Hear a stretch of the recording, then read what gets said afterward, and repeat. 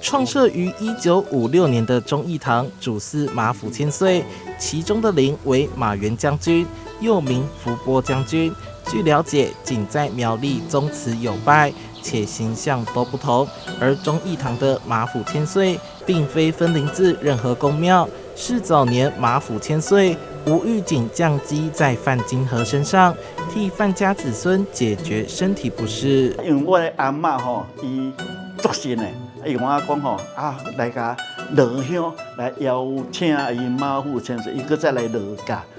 来看像我大阮厝，大阮厝来甲安置，来甲奉祀。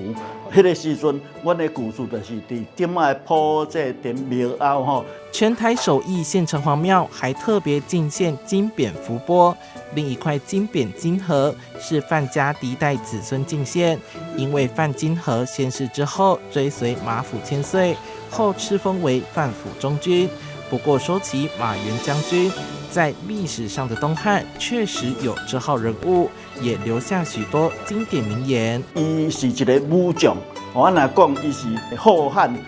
光武帝刘秀的丈人。《后汉书·马元传》内底写作详细，介济就是伊什么一句啥，